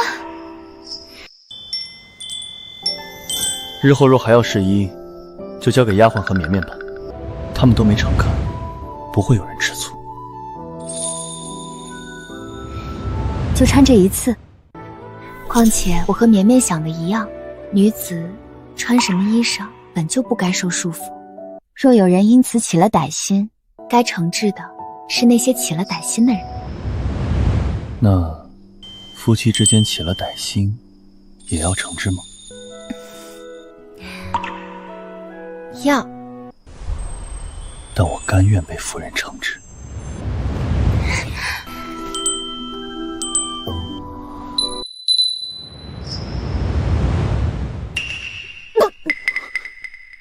怎么了？不舒服？突然有点反胃。来人，请郎中。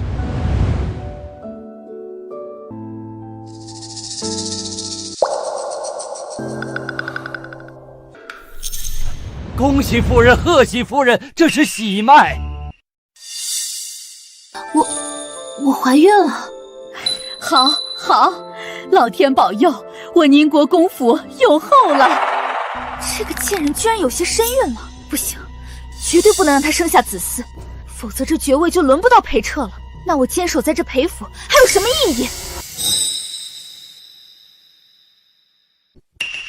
世子，有人在城外发现了公主的消息，圣上有令，需即刻出城。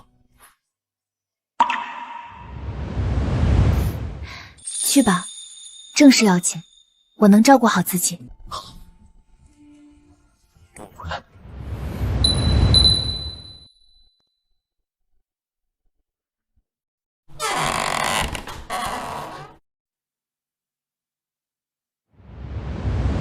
这几日你回家住几天吧。母亲为何突然让我走？车儿被送走后，雨落也回了娘家。我这几日也要照看桑宁，难免冷落了你。你一个人在这儿，不如回家陪陪父母。老太婆这是防着我呢，分明是怕我在这儿会害沈桑宁腹中的胎儿吧。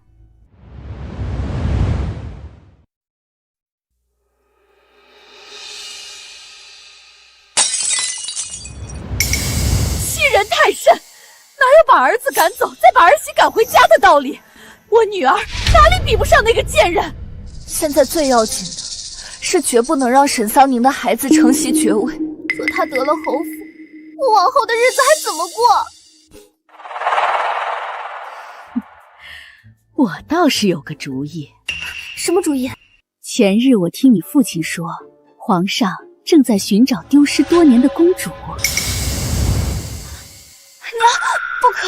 且不说我是父亲的女儿，冒充公主可是死罪啊！怕什么？若你能继承侯府硕大家财，你父亲定会同意的。况且你若当了公主，他还能升官进爵呢。娘打算怎么做？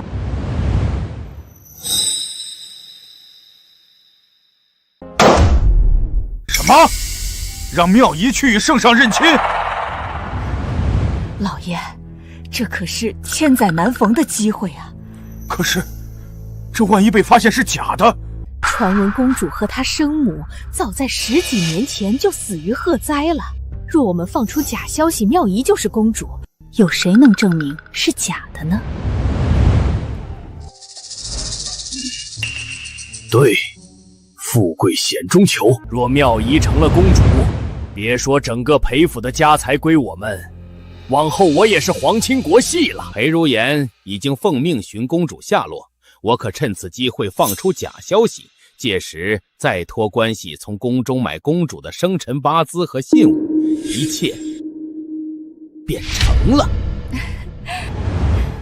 爹娘，可沈桑宁知道我所有的事，就算我认了公主身份，他也会想办法拆穿我。当我沈家前程，那就让他永远开不了嘴。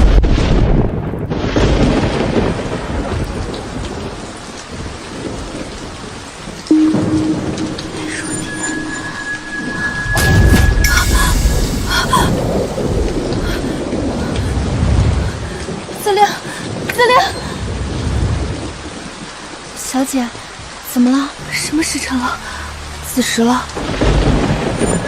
子时？不是说好子时前回来吗？今天是什么日子了？15。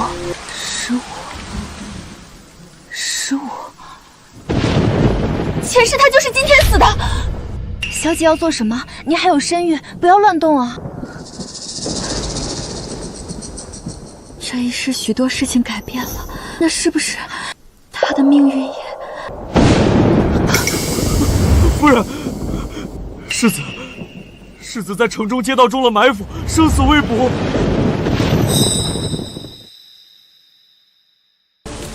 裴如环，裴如环！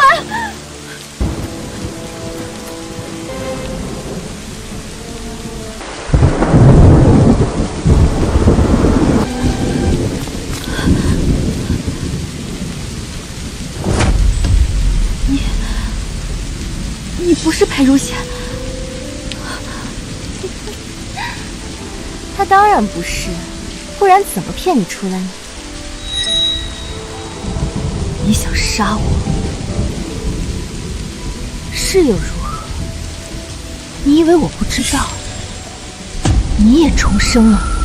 你拼了命怀上裴如眼的孩子，不就是想等他死后承袭爵位，安稳过完后半生吗？可我偏不让你如愿。沈媚仪，从小到大父亲都偏心你，上辈子你要换亲便换亲，这辈子嫁给裴太公也是你选的，你还有什么不满足？我就是不满足，凭什么你是嫡，我是庶？即便我姨娘上位，仍旧摆脱不了庶女身份被人嘲笑。前世我好不容易嫁给世子，偏偏碰都不碰我，无论我如何努力也得不到他一丝怜爱，而你呢？凭什么？所以你不惜铤而走险也要杀我，你以为你杀得了我吗？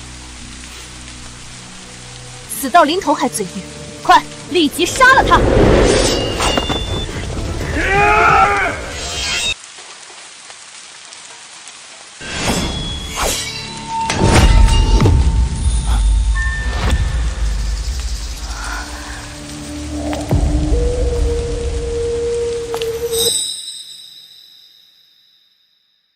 裴如言，你不是死了吗？你是人是鬼？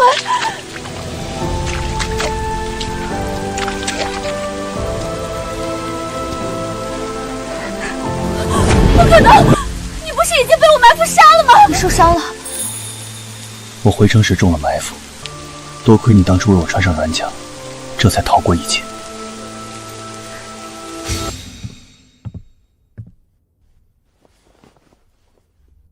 这是圣上命你查案，你出门在外甚是凶险，穿上这个稳妥些。只是查公主下落而已，何来凶险？让你穿就穿，怎的这般啰嗦？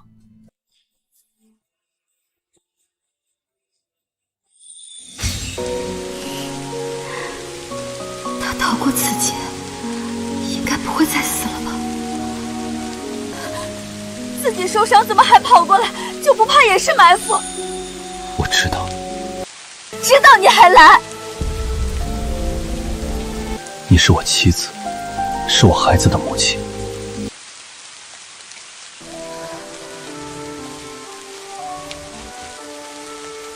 刚才的话我都听见了。原来你一直不肯告诉我你的事，是因为重生的秘密。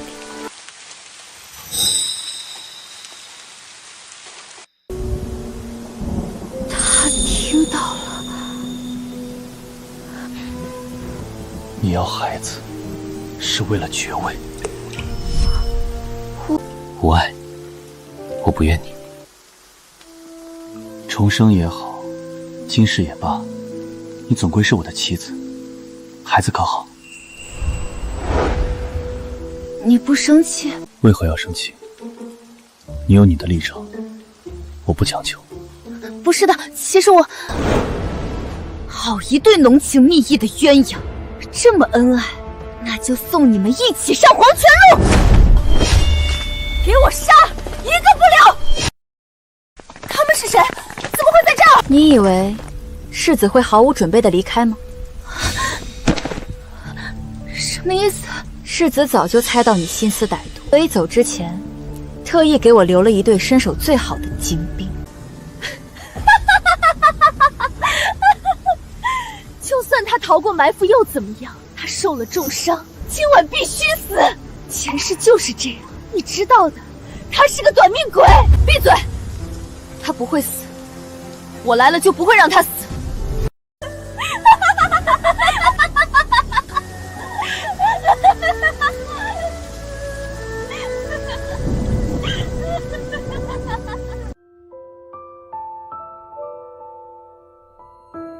是他。你受伤了？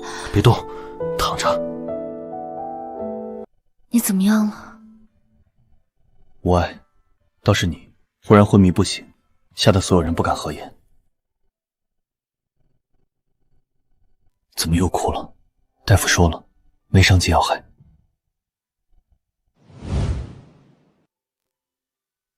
歇息几日便好。我还以为你……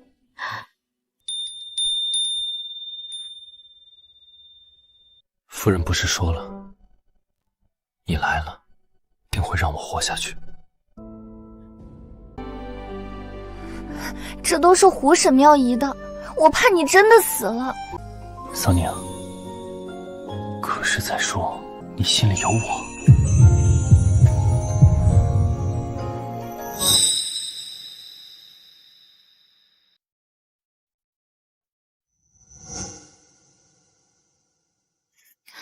这还用说吗？你是我夫君，是我孩子的父亲。我其实早就什么？早就喜欢你，满意了吧？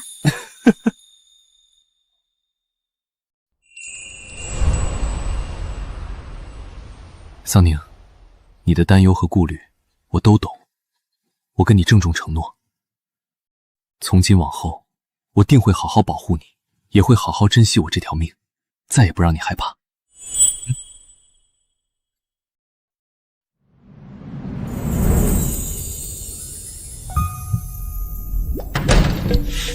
裴世子，圣上手谕，即刻释放公主沈妙仪。沈妙仪是公主？圣旨何在？妙仪乃朕失散多年的公主，着国公府即刻释放，若有半分怠慢，以藐视皇亲罪抄家问斩。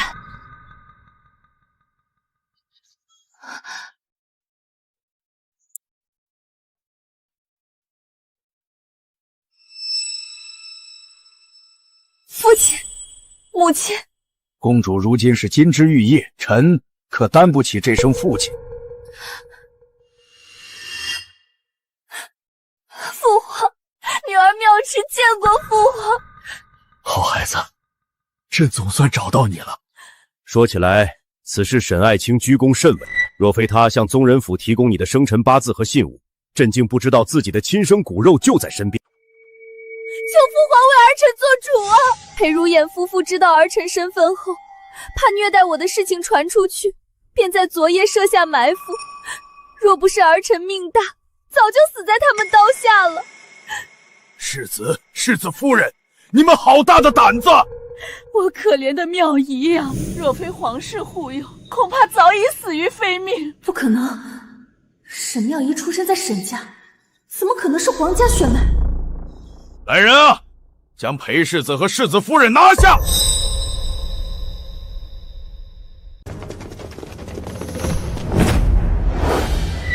公主不在朕身边长大，本就委屈了她。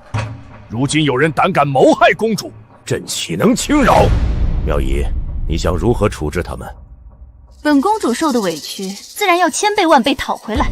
来人，先把她肚子里的孽种给我打烂！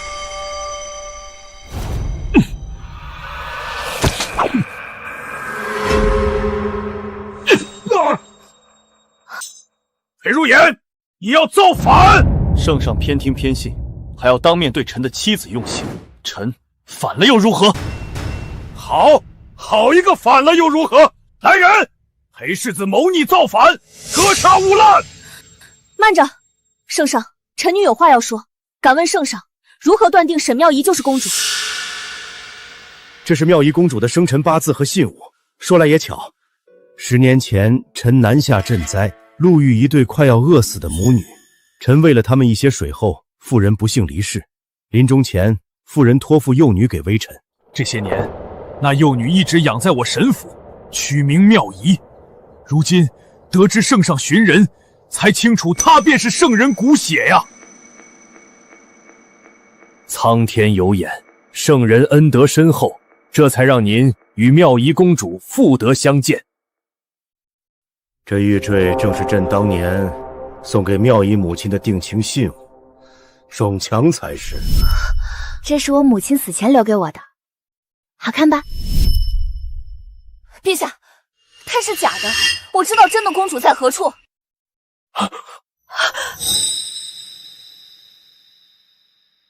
嫂嫂，你叫我来，是不是又有新奇好玩的啦？臣女叩见皇上。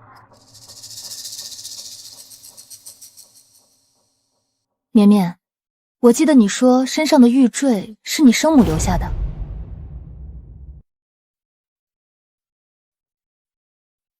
陛下对比2块玉坠，便清楚孰真孰假了。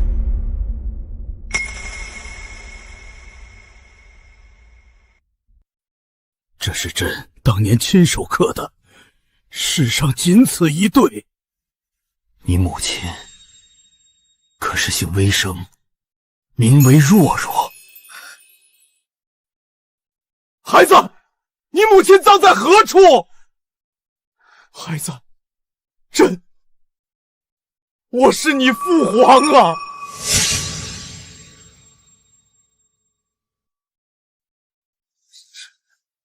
你们好大的胆子，竟然敢戏弄朕！你如何知道沈家那块玉坠是假的？沈家提供的玉坠明显不是旧物，质地也非上乘。而绵绵身上的玉坠我曾见过，不论其雕工还是花纹，皆出自御用工匠之手。娘子果真聪明。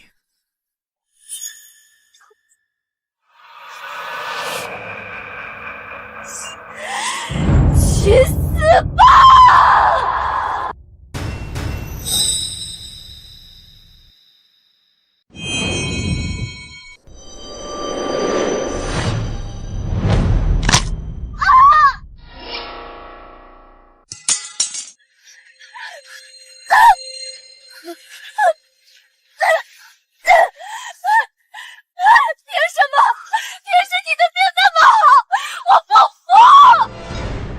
传朕旨意，沈毅和柳氏欺君罔上，就地正法。皇上饶命啊！皇上饶命啊！庙仪同流合污，打入天牢，择日严审。皇上饶命啊！皇上饶命啊！皇上饶命啊！皇上饶命！笑什么笑？你刚才拔刀造反之事，朕还没追究。不过，裴爱卿为朕找回公主，此事将功抵过了。多谢陛下，陛下英明。世子夫人聪慧过人，听说还与朕的公主合伙做买卖。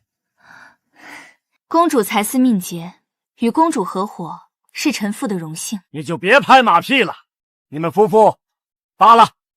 今日你们立下大功，朕便加赏裴爱卿为1等国公，世子夫人为1品诰命夫人，如何？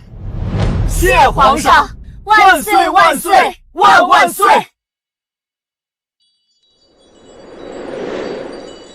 前世今生，兜兜转转，我又成了诰命夫人。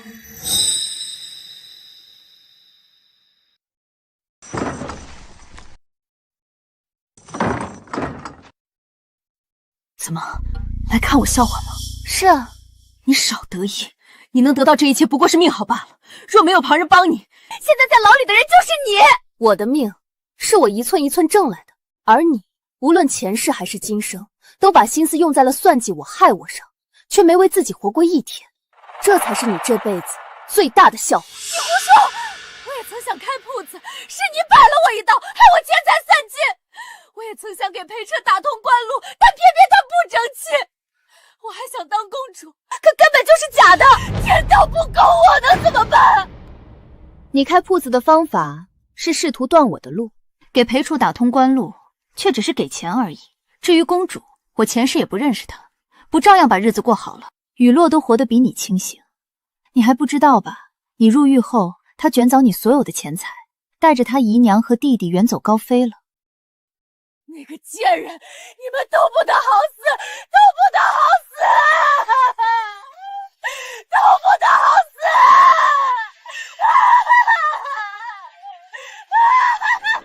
不借他人之光，不靠他人救赎。我们女人啊，做自己命运的主宰，才能活得漂亮。锦绣庄第17家铺子开张了，大家里面请呀！是吧？娘亲，慧儿，不是叫你在家等娘亲吗？慧儿说想娘娘了，我也想娘子了。买卖总有忙不完的，不如先回家。回家做什么？慧儿说想要弟弟，我们再生一个。大白天的说什么混话？阿爹阿娘，羞羞。